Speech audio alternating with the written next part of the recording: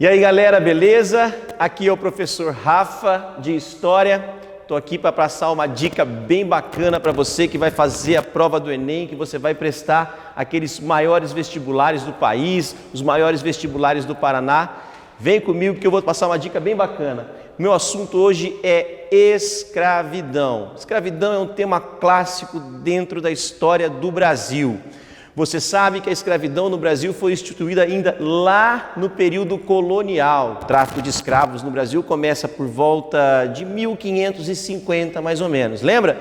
O tráfico de escravos vai de 1550 até 1850. São 300 anos de escravidão no Brasil. E você precisa conhecer esse assunto. Por quê? Primeiro que você tem que entender a escravidão para entender a sociedade brasileira. E a sociedade brasileira, durante muito tempo, foi marcada por uma base socioeconômica escravista. A sociedade brasileira, majoritariamente, era composta por escravos e a economia brasileira era dependente do braço escravo. Então você precisa saber detalhes importantes sobre a escravidão no Brasil, em 3 momentos históricos importantes. No ciclo da cana-de-açúcar, no Nordeste brasileiro, no ciclo do ouro, na região sudeste do Brasil, e também o ciclo do café, que já no Brasil imperial, a escravidão predominava mesmo depois da independência do Brasil. E no ciclo do café, preste atenção, você tem escravidão em São Paulo, na região do oeste de São Paulo, e tem escravidão também no café do Rio de Janeiro, que é o chamado café fluminense. Só não pode esquecer que, majoritariamente, o café vai ser feito com mão de obra escrava lá na região do Rio de Janeiro, mas nós temos escravidão também, mesclando ali, dividindo espaço com trabalho imigrante na região do oeste paulista. Uma coisa também que é bem bacana você entender, como foi o processo de abolição da escravidão brasileira. Não esqueça desse processo. Primeiro, nós temos que tomar como ponto de partida o ano de 1850, com o fim do tráfico de escravos. Em 1850 ficou proibido trazer escravos para o Brasil. Automaticamente, essa atividade de exploração do trabalho escravo passou a ser um problema. E, como era um problema, começamos a então buscar alternativas que pudessem substituir a escravidão por um outro tipo de trabalho, por um outro tipo de relação de trabalho. Predominantemente, a ideia era transformar o trabalho escravo num trabalho assalariado, mas não dava para usar o escravo, por questões econômicas e também por questões culturais. Então nós importamos mão de obra e trouxemos imigrantes europeus que vieram para cá trabalhar no Brasil. O processo de abolição se deu a partir de algumas leis que foram sendo criadas ao longo do final do segundo reinado.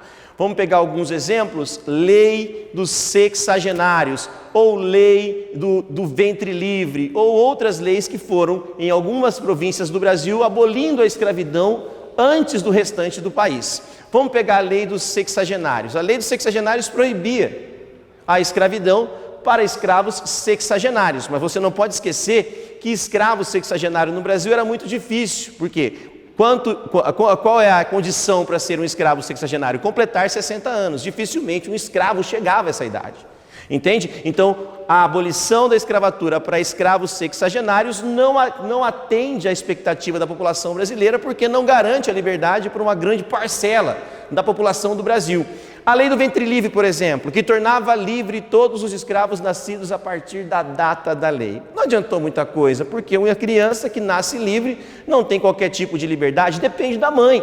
Então essa criança tinha que ficar com a mãe dela. E outra, a lei também não estendia liberdade à mãe deste pequeno escravinho. Então o que acontece? A galera não vai ter benefício nenhum com isso e a escravidão, mais uma vez, não vai ser abolida no Brasil. Esse processo de abolição da escravatura foi um processo muito longo, muito gradual, um processo que vai culminar no final do século XIX com a lei de abolição definitiva da escravatura, sancionada pela princesa Isabel naquele dia 13 de maio de 1888. O interessante nessa história é o seguinte, que a lei aboliu a escravidão para aproximadamente 700 mil pessoas. Um número pequeno perto do universo de escravos que nós tivemos aqui, mais de 5 milhões de escravos no auge da escravidão brasileira. Mas a abolição foi concretizada. Parecia uma simples frase do Twitter, né? Está extinta a escravidão no Brasil, revogam-se as disposições contrárias.